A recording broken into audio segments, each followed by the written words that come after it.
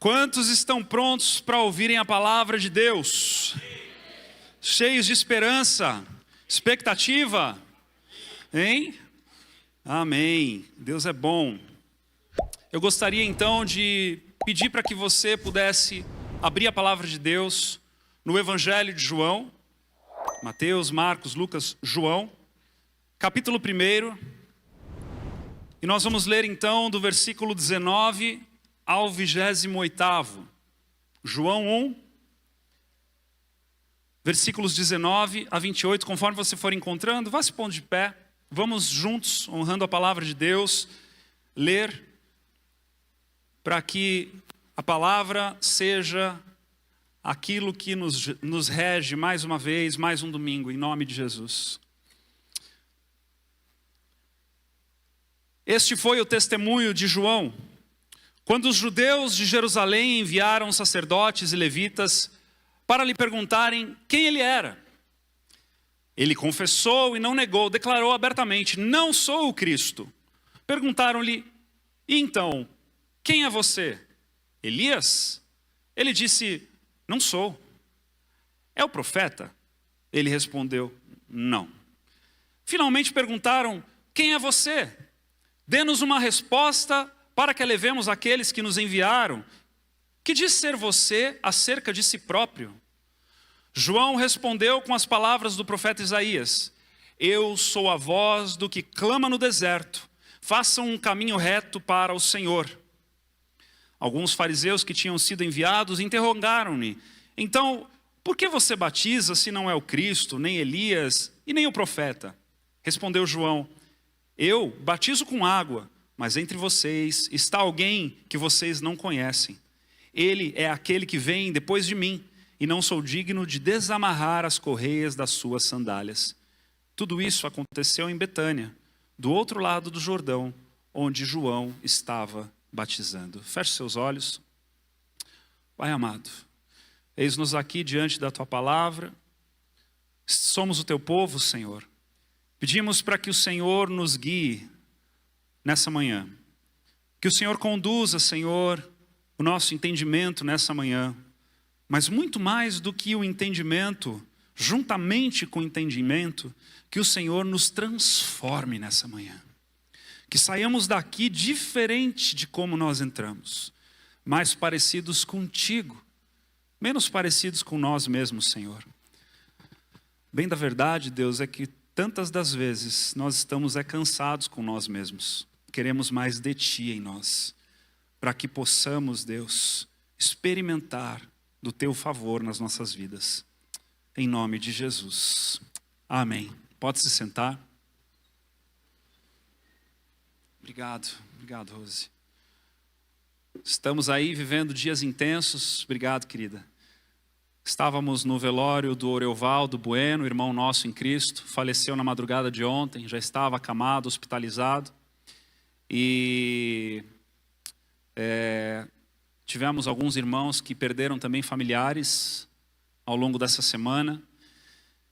Mas o Senhor tem nos dado graça, tem nos dado a palavra dEle, que não volta vazia, tem nos dado esperança, tem nos dado a oportunidade de elevarmos os nossos olhos da além dos montes.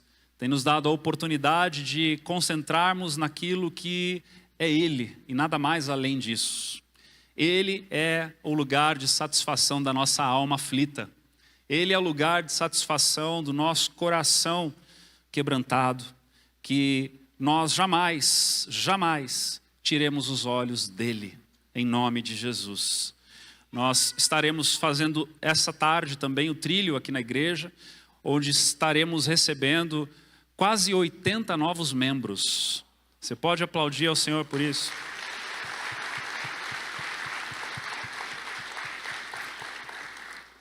O Senhor tem acrescentado, como a palavra nos ensina, lá em Atos capítulo 2. O Senhor tem nos acrescentado de maneira muito preciosa. Irmãos, irmãs que estão se achegando, outros nascendo, né? Alguns sendo promovidos, mas o Senhor tem nos dado graça, o Senhor tem nos dado o privilégio da sua doce palavra e o privilégio de colecionarmos testemunhos.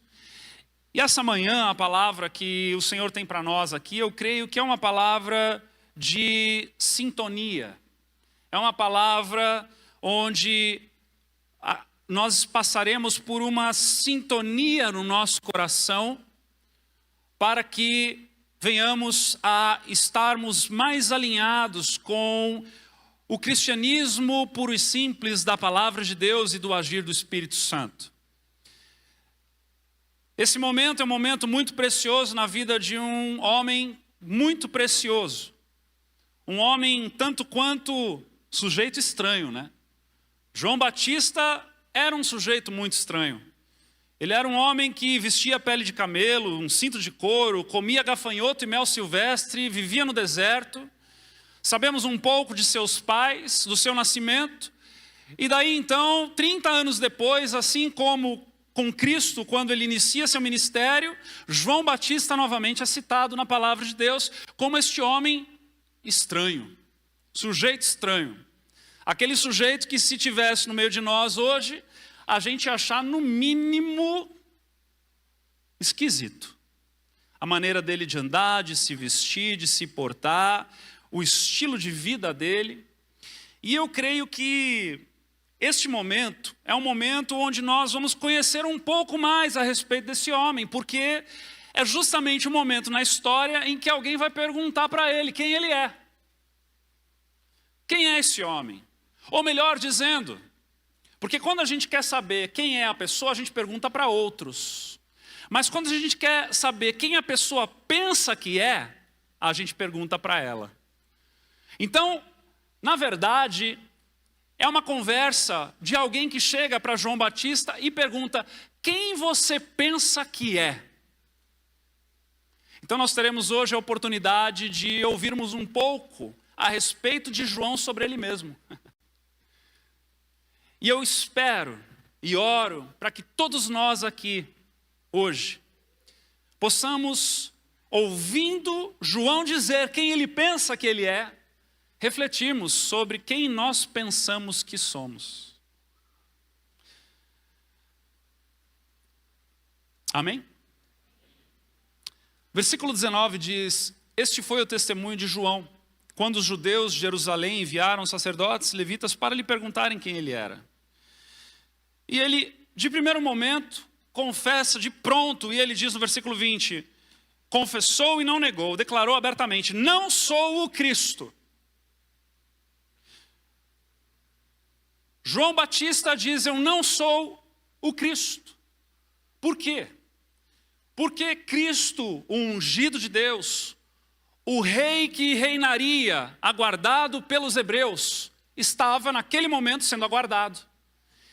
E João Batista, um homem tanto quanto estranho, estava batizando os judeus no Rio Jordão, chamando eles para o arrependimento, chamando eles para um lugar de arrependimento profundo, de reflexão a respeito do estilo de vida que eles estavam vivendo.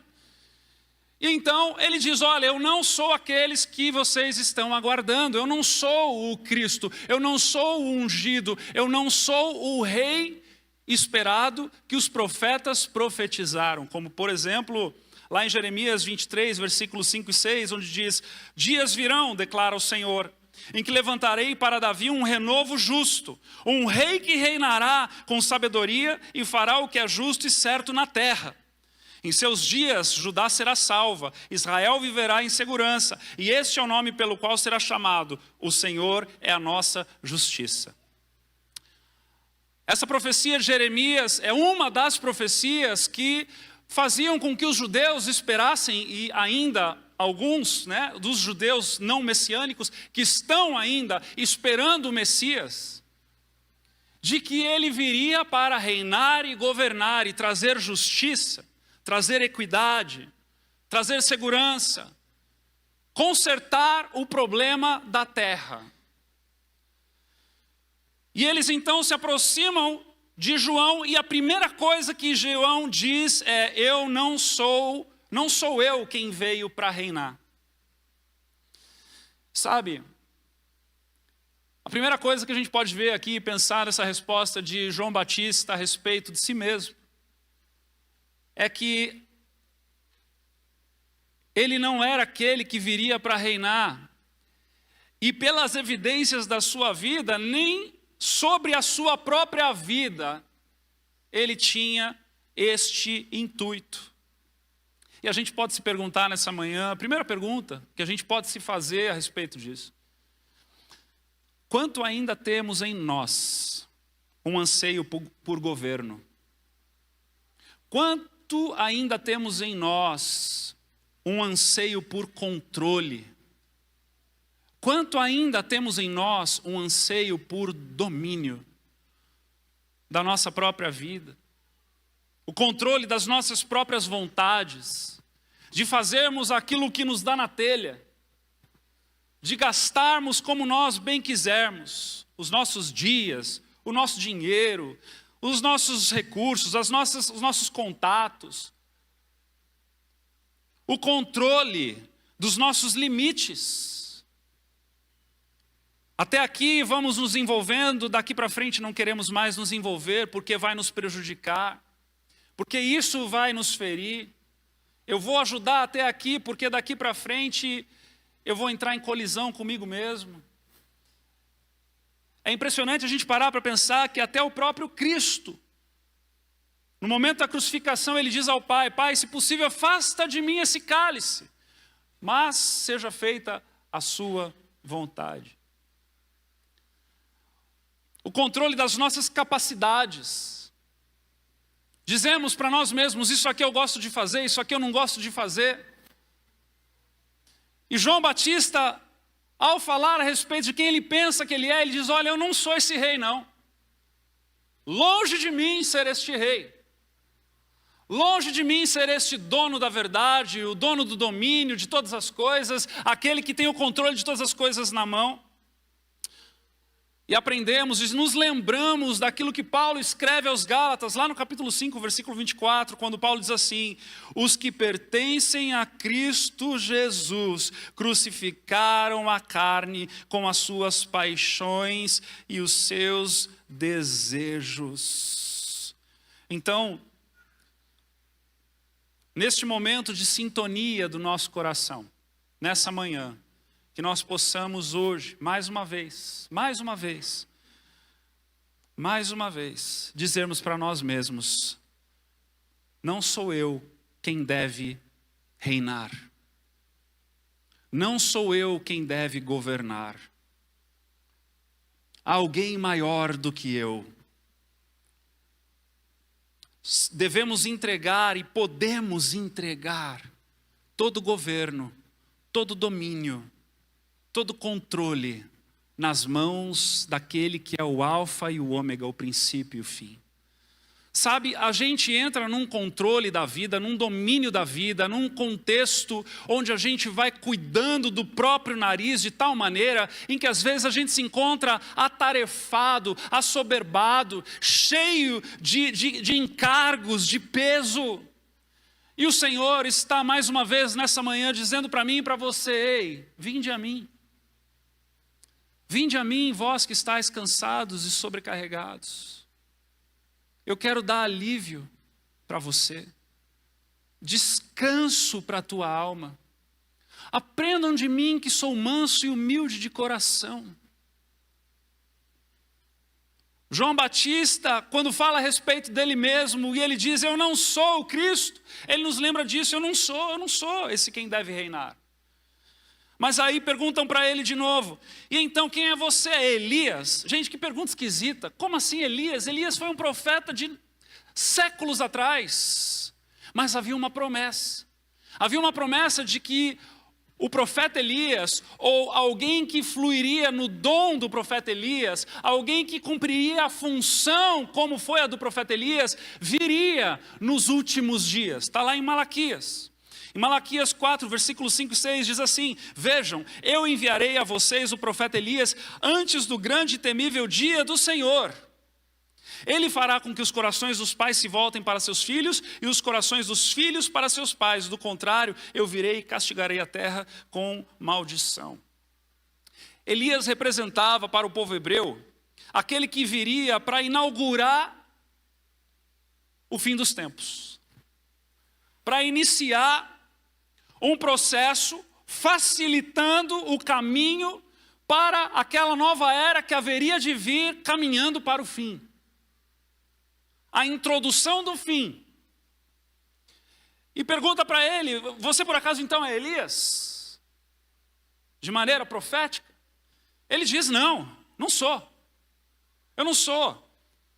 Eu não sou aquele que virá e que de si mesmo acha que vai ter algo de especial para unir pais aos filhos, filhos aos pais, para inaugurar uma nova era.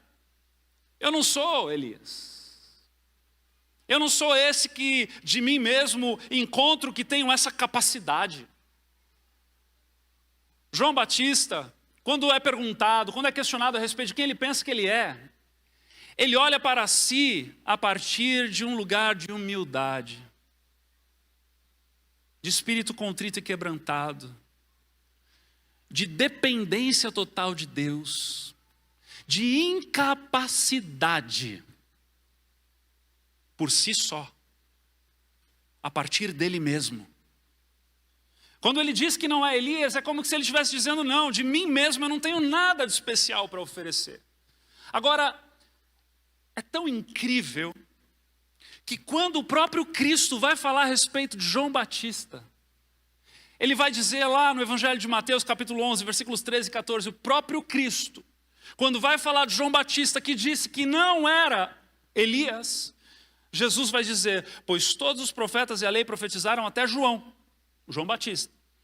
E se vocês quiserem aceitar, este João é o Elias que havia de vir. João só foi legitimado como aquele que fluiria no dom ou na função de Elias, porque ele se recusou a ser comparado com Elias. Pastor, agora minha cabeça bugou completamente. Meus irmãos, é uma jornada de humildade. É uma jornada de humilhação. É uma jornada de voltar para o pó e reconhecer-se em Cristo, salvo e merecedor da graça de Deus. O cristão tem o privilégio de ter sido encontrado de uma vez por todas, para toda uma eternidade. Ele é aquele que não faz questão nenhuma de se assentar entre príncipes, porque ele já tem o convívio do Rei dos Reis. João Batista foi só legitimado justamente por recusar ser comparado com Elias. Assim como Cristo é legitimado por dar a glória ao Pai. Olha que coisa interessante. No Evangelho de João, capítulo 12, versículos 27 e 28, Cristo diz assim: agora meu coração está perturbado, e o que direi? Pai, salva-me desta hora. Não, eu vim exatamente para isto, para esta hora. Pai, glorifica o teu nome. Pai, glorifica o teu nome. Todo momento, preste atenção quando você estiver lendo a palavra de Deus, que o Filho fala do Pai, o Pai fala do Filho, o Filho fala do Espírito, o Espírito se move. Todo o contexto bíblico, quando uma pessoa da Santíssima Trindade se move, está se movendo para glorificar e engrandecer a outra pessoa da Trindade, porque isso é um padrão do céu. Ninguém no céu se glorifica, ainda que pode se glorificar. Para quê? Para que nós possamos aprender que nenhum de nós devemos nos gloriar, mas devemos então glorificar uns aos outros, ou melhor dizendo, reconhecer uns aos outros e glorificar a ação de Deus na vida de cada um. É um caminho de humildade. Permita-se ser sintonizado nessa manhã, em nome de Jesus. Quantos aqui são da época do rádio FM? AM? Quantos aqui são da época da televisão de tubo? Você lembra da televisão de tubo? Eu tinha uma lá em casa, minha mãe está aqui, né? Eu tinha uma lá em casa que ela tinha o botão do canal, você lembra? E aí quando você entrava naquele canal, aquilo ficava meio chapiscando, né? Na verdade, nunca deixou de chapiscar, mas ficava chapiscando a mais. E aí você ia para uma microsintonia, lembra? No próprio botão do volume ali, na minha era assim. E você ficava girando, girando, girando, girando, né? Como se não houvesse amanhã, porque nunca sintonizava aquele negócio. Você ficava girando até ficar menos pior, né? Se começar a assistir alguma coisa que não era uma corrida de arroz, né? Porque senão você ficava vendo aquela corrida de arroz assim, ó. Né? Não foi boa essa piada? Corrida de arroz. Eu sempre achei que aquilo parecia uma corrida de arroz, assim, aquele negócio branco e preto. E o Senhor quer fazer isso nessa manhã no nosso coração. Ele quer microsintonizar o nosso coração. Para que a nossa fé seja ainda mais vigorosa, pura, simples, cheia de evangelho, entendendo quem é o Senhor para nós e quem nós somos diante dele. Então, o próprio Cristo quis glorificar o Pai. Assim como João Batista se recusou a ser considerado alguém importante. Ele recusou a ser considerado alguém com renome. Aliás, a sua própria maneira de se vestir e o lugar onde ele se escondia já era evidência de que o coração dele não queria status, não queria curtidas no Instagram. João Batista não queria ser um youtuber, acredita nisso? Ele não queria ser um podcaster. Ele queria ser um servo bom e fiel nas mãos de um Deus poderoso. Um servo bom e fiel nas mãos de um Deus poderoso. A outra pergunta que fazem para ele, é o profeta então? Não é o Cristo, não é Elias, é o profeta. Mas que profeta é esse? Profeta é o próprio Cristo? Sim, havia uma promessa da boca de Moisés, lá em Deuteronômio capítulo 18, versículos 15 a 16, onde Moisés diz o seguinte, preste atenção: o Senhor, o seu Deus, levantará do meio dos seus próprios irmãos um profeta como eu. Ouçam-me. Ouçam-no. Levantará do meio dos seus próprios irmãos um profeta como eu. Pois foi isso que pediram ao Senhor, o seu Deus, em Horebe, no dia em que se reuniram, quando disseram: não queremos ouvir a voz do Senhor, do nosso Deus, nem ver o seu grande fogo, senão morreremos. Aqui é uma promessa de que viria então um profeta com um P maiúsculo, um profeta que seria um mediador entre a ira de Deus e o povo pecador. E este mediador nós sabemos que é Cristo Jesus, amém? 1 Timóteo 2, 5 e 6, pois há um só Deus e um só mediador entre Deus e os homens, o homem Cristo Jesus, o qual se entregou a si mesmo como resgate por todos.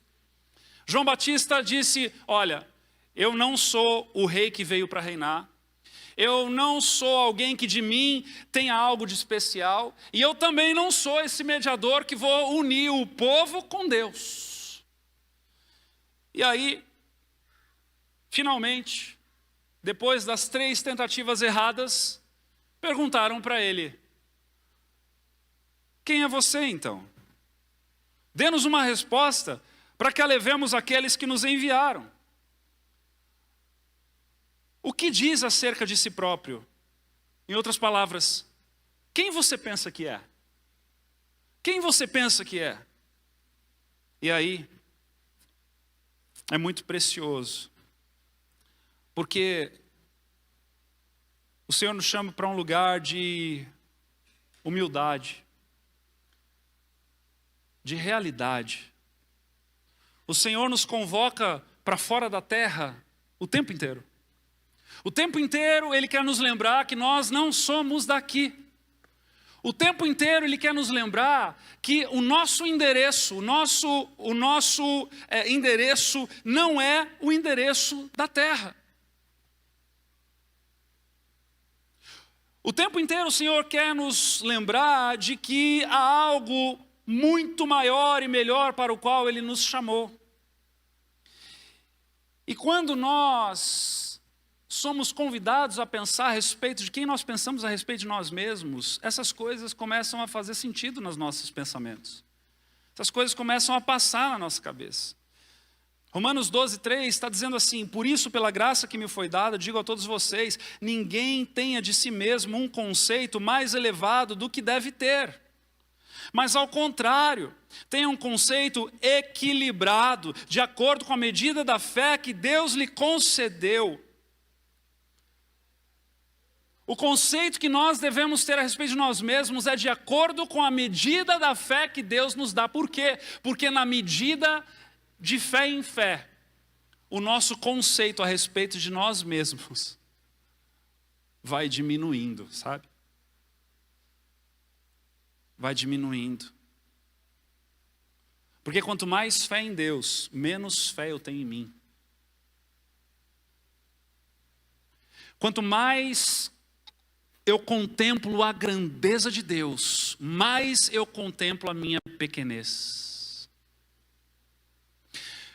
Quanto mais eu aprendo da santidade de Deus, mais eu percebo os meus pecados.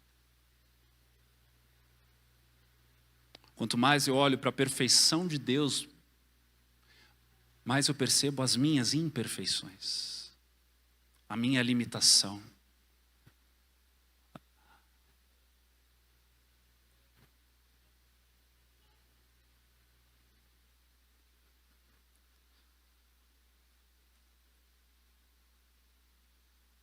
Pense nisso.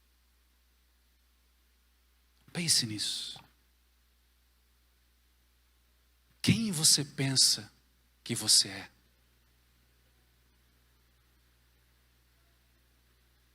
Quem você pensa que você é?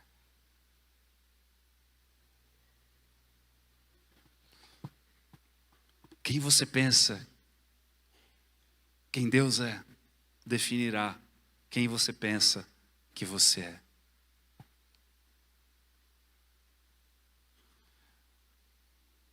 A palavra nos ensina a buscarmos o caminho da humilhação. A humildade, preste atenção nisso. A humildade não é pensar menos a respeito de si. Preste atenção nisso. Isso é autoestima baixa. Pensar menos a respeito de si é autoestima baixa. É alguém que precisa de cura. É alguém que foi frustrado, traumatizado, que precisa entender quem ela é. Porque o bem da verdade é que a gente não precisa se rebaixar para encontrar-se com a grandeza de Deus. Porque Ele é infinitamente maior. O problema é a gente pensar mais a respeito de nós mesmos. O problema é a gente achar que a gente é mais do que a gente é, de fato. Você dizer, eu sou sacerdócio real, nação santa, povo eleito, de propriedade exclusiva do Senhor, povo adquirido por Deus, é bênção, é cura para a tua alma. Todos nós precisamos entender a nossa identidade em Cristo Jesus. Amém? Mas nós não podemos de maneira alguma, por causa dessas desculpas, deixarmos com que a nossa alma nos engrandeça para um lugar do qual nós não somos chamados. Porque se nós morremos para que Cristo viva em nós, então que de fato Cristo viva em nós e não nós mais. Humildade não é pensar menos a respeito de si. João Batista conhecia a sua parte, ele estava lá chamando o povo de raça de víboras. Quantos não ouviram esse homem gritando raça de víboras e não acharam ele orgulhoso? Mas ele estava ali de maneira profética, convocando as pessoas para um lugar de arrependimento. Agora, humildade é pensar a respeito de si menos. Faz toda a diferença. Não é pensar menos a respeito de si, mas é pensar a respeito de si menos. O que isso quer dizer?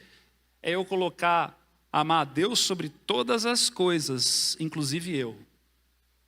Amar a Deus sobre todas as coisas, inclusive eu. E a partir desse lugar, amar o próximo como a mim mesmo.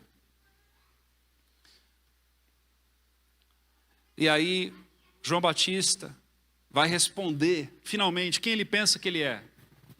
E ele diz, a verdade, ele repete. Ele não diz nada. Ele repete. Ele decide usar as palavras de outro para dizer quem ele é. Ele diz, eu sou a voz do que clama no deserto.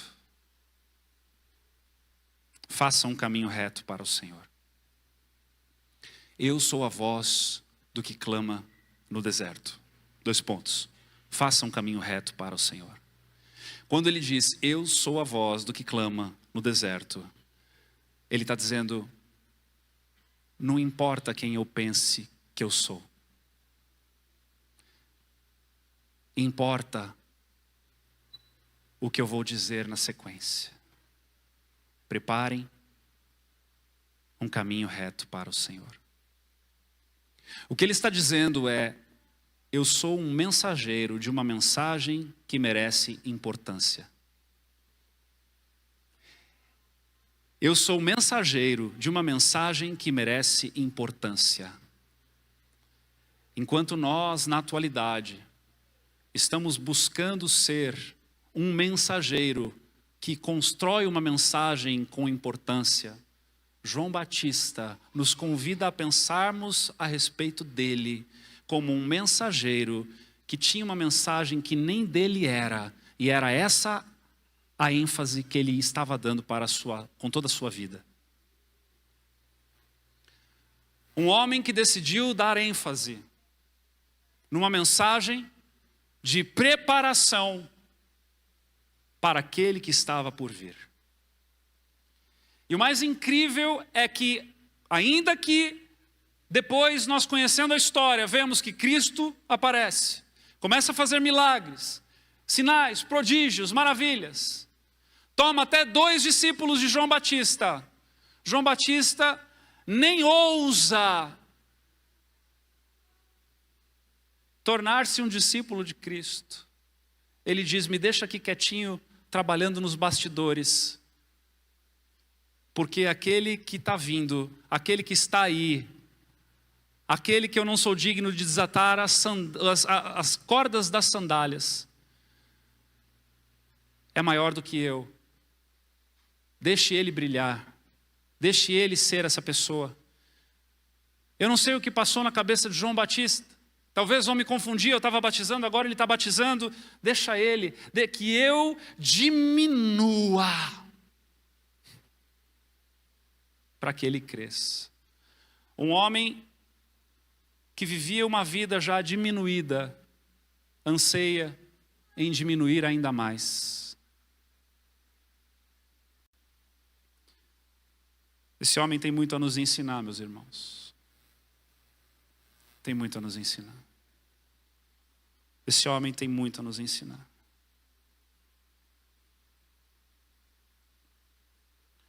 Paulo escreve aos Romanos, capítulo 1, dos versículos 20 ao 25, ele diz assim, pois desde a criação do mundo, os atributos invisíveis de Deus, seu eterno poder e sua natureza divina, têm sido vistos claramente, sendo compreendidos por meio das coisas criadas, de forma que tais homens são indesculpáveis, porque tendo conhecido a Deus, não o glorificaram como Deus, nem lhe renderam graças, mas os seus pensamentos tornaram-se fúteis. O que Paulo está dizendo é que a própria criação de Deus é uma manifestação da existência dele. E por conta disso, homens se tornam indesculpáveis de não reconhecê-lo. Hoje no velório eu ainda conversava com um irmão e ele estava compartilhando sobre o desejo que ele tem de estudar, pesquisar sobre as coisas do espaço, sobre as descobertas científicas. E a gente estava conversando e a gente estava falando exatamente sobre isso. Como é possível alguém olhar para todas essas coisas e ter uma fé de que tudo isso foi obra do acaso?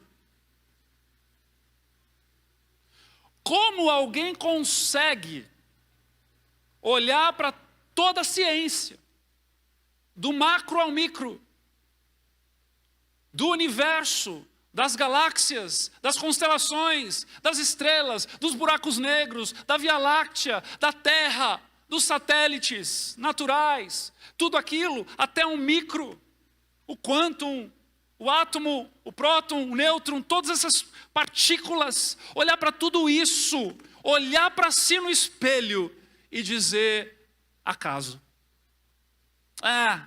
Isso aí aconteceu. É que sabe o que é? Foi uma coisa que empurrou a outra, que mexeu com a outra, aí balançou, aí virou, aí... Sério? A Bíblia vai dizer que esses homens são indesculpáveis.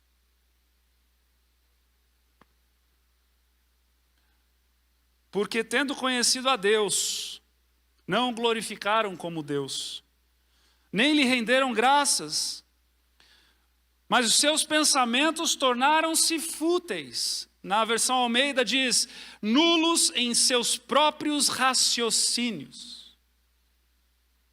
É tanto raciocínio longe de Deus que se torna nulo. O coração insensato deles obscureceu-se. Dizendo-se sábios, tornaram-se loucos e trocaram a glória do Deus imortal por imagens feitas segundo a semelhança do homem mortal, bem como pássaros, quadrúpedes, répteis. Por isso Deus os entregou à impureza sexual, segundo os desejos pecaminosos do seu coração, para a degradação do seu corpo entre si.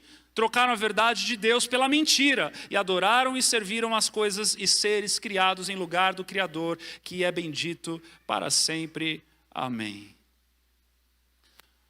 João Batista disse, o que Deus está fazendo é maior do que quem eu sou. Portanto, eu vou dedicar a minha vida. Eu vou dedicar as minhas energias, eu vou dedicar a minha força, eu vou dedicar o meu vigor, eu vou dedicar a minha criatividade, eu vou dedicar a minha oratória, eu vou dedicar a minha maneira de falar, eu vou dedicar a minha maneira de me vestir, eu vou dedicar tudo que eu sou, tudo que eu tenho em prol de uma história maior, porque eu percebi que há uma história que vai além de mim. Há uma história que vai além de mim. Irmãos, há uma história que vai além de nós. Há uma história que vai além de nós. O dia que você perceber que o orgulho bater no teu coração de tal jeito que você acha que você é o cara, eu quero te fazer um convite. Vá passear no cemitério.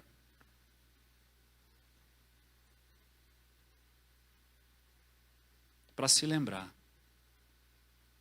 que todos os nossos dias aqui estão contados. Ei, tem uma história maior. E sabe qual é a coisa mais linda disso? Agora vem as boas novas. Ele te escolheu para fazer parte dela.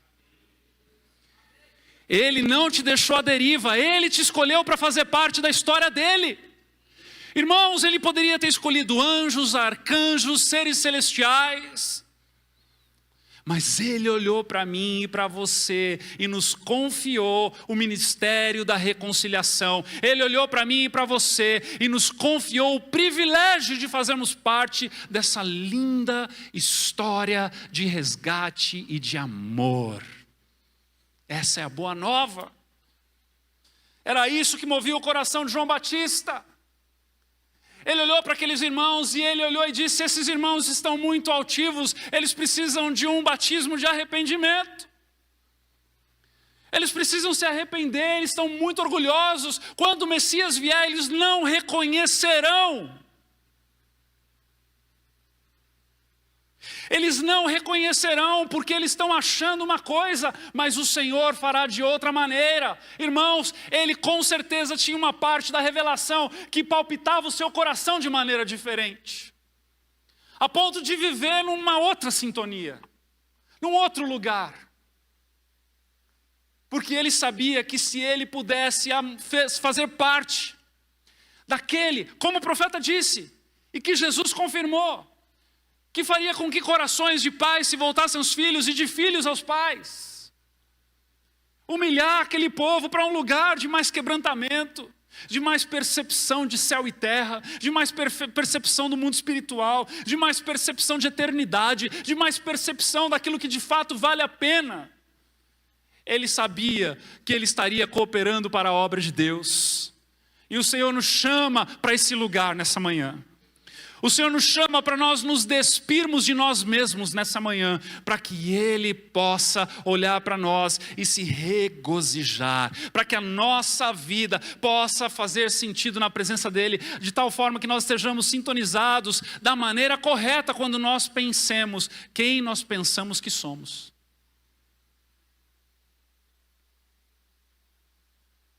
Que nessa manhã, ao pensar a respeito de você mesmo, você seja desafiado, incomodado a pensar menos de si. Menos de si. Menos de si. Versículo 24. Nós estamos indo para o fim já. Se o pessoal do louvor quiser ir subindo. Alguns fariseus que tinham sido enviados interrogaram-no: então, por que você batiza se não é o Cristo, nem Elias e nem o profeta? Respondeu João: eu batizo com água, mas entre vocês está alguém que vocês não reconhecem. Olha aqui, olha o porquê de João Batista ficar batizando o povo com água, para que eles pudessem se arrepender dos seus pecados, para que as escamas dos seus olhos pudessem cair, para que eles pudessem reconhecer o Messias que já estava entre eles, mas eles não o reconheciam. Sabe, queridos, Jesus está batendo na porta de muitos corações, mas poucos são os que abrem para reconhecer. Jesus está batendo na porta de muita gente, porque Deus amou o mundo. Ele não amou um grupo pequeno, não. Ele amou o mundo de tal maneira que deu seu Filho, para que todo aquele que nele crê não pereça, mas tenha vida eterna. Mas tem muita gente ocupada com os seus 120 anos. Tem muita gente ocupada com o seu dia a dia. Tem muita gente ocupada que não está percebendo o Cristo bater na porta do seu coração. E nessa manhã, eu quero dar a você o privilégio de perceber essa batida no coração. Nessa manhã, eu quero dar a você o privilégio de despertar de um sono profundo. De despertar de um sono profundo, de despertar de um ambiente onde você acha que é isso mesmo, pronto e acabou. Meus irmãos, a palavra diz que nem olhos viram, nem ouvidos ouviram, nem jamais penetrou em coração humano o que Deus tem preparado para aqueles que o amam, e isso será revelado, como a pastora Juliana falou aqui, na penumbra da noite do culto passado, que é uma revelação de céu, de eternidade. A salvação, ela tem efeito de eternidade.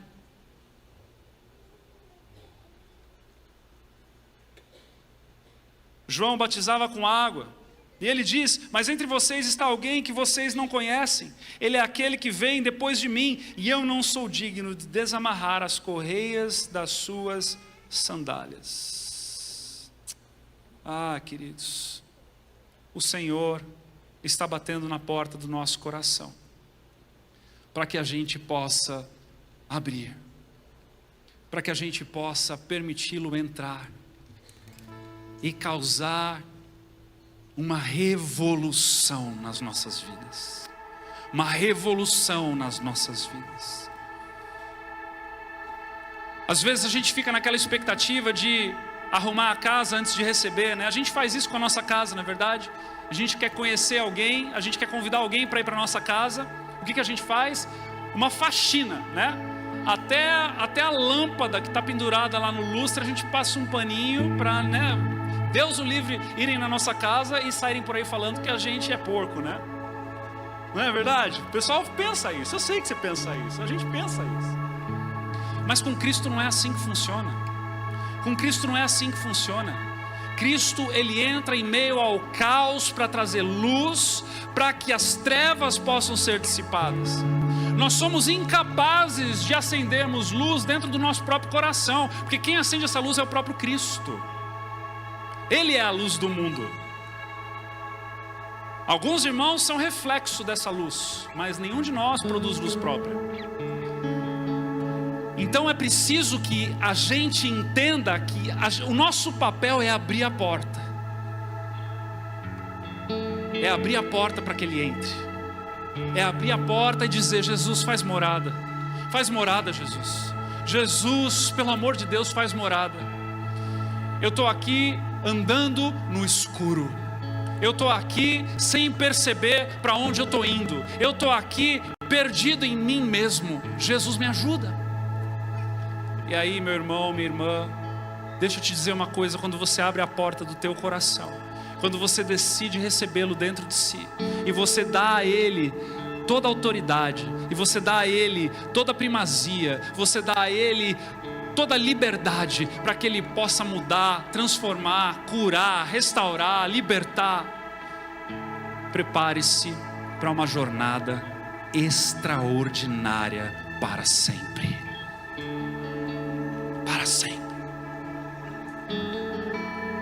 João Batista tinha uma revelação.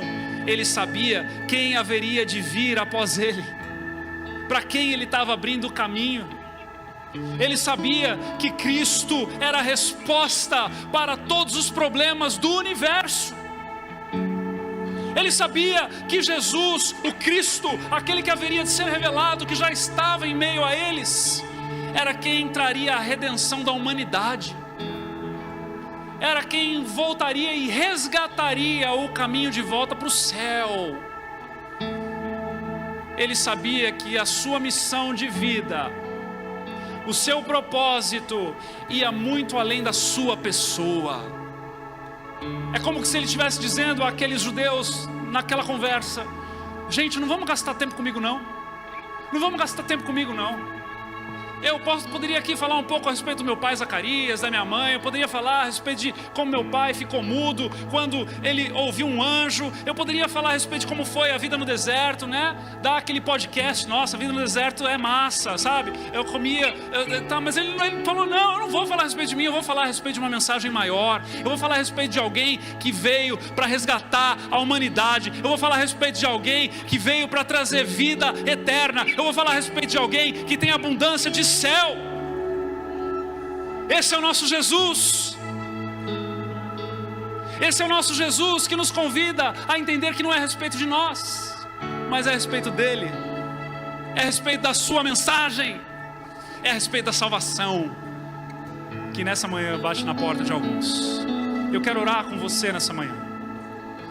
Se você deseja de uma vez por todas entregar a sua vida para Jesus, se você tem andado até aqui, mas já está cansado de você mesmo, está pronto para se jogar nos braços de alguém que pode cuidar de você de verdade, de alguém que te teceu no ventre da tua mãe e que não vê a hora de te chamar de filho, de um Deus que ama, que acolhe, de um Deus que é de perto, de um Deus que é de relacionamento, de um Deus que tem ouvidos e ouve, que tem boca e fala, de um Deus verdadeiro, de um Deus que transforma.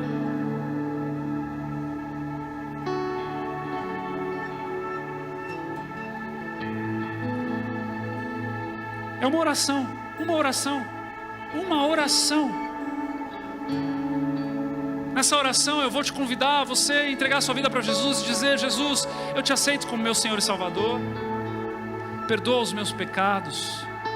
Jesus, eu quero viver uma vida na tua presença.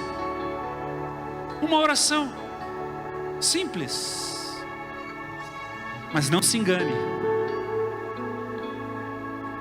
porque ela é completamente transformadora quando ela sai dos lábios de alguém que realmente está desejando. O Senhor Jesus está batendo na porta de alguns corações aqui nessa manhã. Cabe a você agora desejar abri-lo. E a minha pergunta nessa manhã é simples: quantos querem fazer essa oração nessa manhã? Levante a sua mão aí onde você está. Quantos querem fazer essa oração nessa manhã, entregando a sua vida para Jesus? Aleluia, aleluia. Eu quero conduzir você nessa oração. Eu quero pedir para que você venha aqui à frente e nós vamos juntos. Algumas pessoas levantaram as mãos. Nós vamos juntos fazer essa oração. Eu quero orar por você. Eu quero conduzir você nessa oração. Venha, saia do seu lugar, venha. Temos algumas pessoas aí, venha, venha. Seja corajoso, venha aqui na frente para entregar a sua vida para Jesus. Vem cá, vem mais perto, isso, venha, venha. Deus tem uma história de eternidade para você. Deus tem uma história de vida abundante para você. Deus tem uma história de redenção para você. Sabe, a vida não é fácil não, a gente sabe, não é fácil, não é fácil. O pessoal diz que tem que matar um leão por dia, né? Tem coisas que acontecem na nossa vida que a gente não esperava e parece que tem umas estações que parece que é todo dia. Jesus diz que no mundo nós teremos aflições, mas Ele diz: tem de bom ânimo, pois eu venci o mundo. Sabe o que isso quer dizer? Isso quer dizer que as aflições, elas não vão acabar. Eu seria um mentiroso se eu dissesse para vocês aqui que as aflições vão acabar. Não vão acabar, por enquanto. Mas Ele diz: tem de bom ânimo, pois eu venci o mundo. Ele está dizendo, sabe o que? Ele está dizendo: olha, eu vou estar contigo. Você vai passar nessa aflição, mas sabe, eu vou estar contigo. Eu vou te conduzir. Eu vou te conduzir. Eu vou te dar a palavra de vida eterna. Eu vou te ajudar a você levantar os teus olhos para um lugar muito mais longe e mais precioso e poderoso. Essa oração é uma oração que diz respeito a reconhecer Jesus no seu coração para uma eternidade. Para você se tornar amigo de Jesus, filho de Deus. Então, feche os seus olhos de verdade. Estamos aqui de verdade, diante de um Deus de verdade. A gente pode até sentir a presença dele nesse lugar, de tão de verdade que ele é, sabe?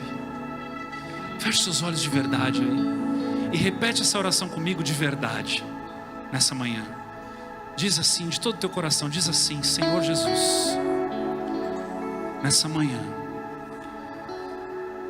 eu escuto o teu chamado e eu atendo o teu chamado. Eu te recebo no meu coração. Perdoa os meus pecados, Jesus. Me ajuda, Senhor, a caminhar contigo. Eu te recebo para uma jornada de eternidade. Diga assim: que o Espírito Santo de Deus venha habitar em mim e eu me torne o seu lugar favorito. E tudo que está escuro no meu coração seja iluminado pela luz de Cristo neste momento. Senhor, me limpa, me lava, me restaura, em nome de Jesus, amém. Deixa eu orar por você, permaneça de olhos fechados. Pai bondoso, Pai querido, oramos, Deus, pela vida de cada um aqui, pelo coração, pela realidade de vida, pelo contexto, pela estação onde cada um se encontra. Senhor, Tu sondas e conheces o nosso coração, sabe a realidade de cada vida aqui, Senhor, o histórico, de onde eles vieram, tudo que eles passaram, para que nessa manhã eles pudessem ter um encontro genuíno contigo. Um encontro que não é promovido só na região da emoção, mas é promovido em espírito e em verdade. Um encontro que conduz cada um aqui na intimidade da tua pessoa, da relação contigo, Senhor. Que cada vida, Senhor, possa experimentar de ti. Que tu sejas o centro no coração de cada um aqui. Que tu sejas a essência de cada vida aqui. Que o Senhor seja revelado pela leitura da tua palavra, pela jornada com os irmãos, por aquela voz no inconsciente que vem do coração, que vem do Espírito Santo.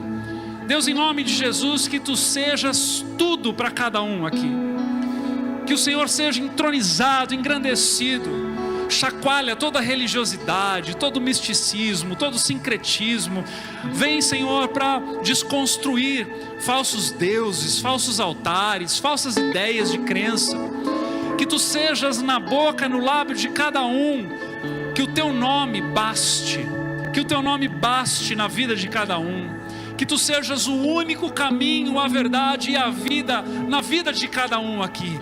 E que nós, como irmãos mais velhos, como igreja, como corpo de Cristo, possamos dar a eles todo auxílio que eles precisam para essa jornada de fé. Que o Senhor seja engrandecido na vida desses novos irmãos nossos, em nome de Jesus, amém. Queridos, nós queremos celebrar essa decisão de vocês. Essa decisão de vocês, se foi feita de todo o coração, ela é a melhor e maior decisão de toda a vida de vocês. Nós queremos então aplaudir ao Senhor por essa decisão de vocês. Amém. Glória a Deus. A pastora Sheila vai conduzi-los para uma sala aqui ao lado que nós temos, para dar mais uma palavra para vocês, tá bom? Então, podem seguir aqui a pastora Sheila, por gentileza. Ela vai conduzi-los e já já vocês voltam para o lugar de vocês, amém? Aleluia. Vamos ficar de pé, queridos.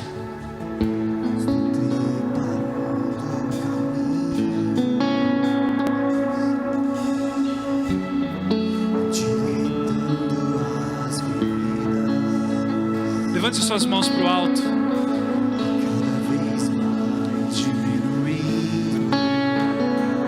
Diga isso de coração. Porque importa que ele cresça.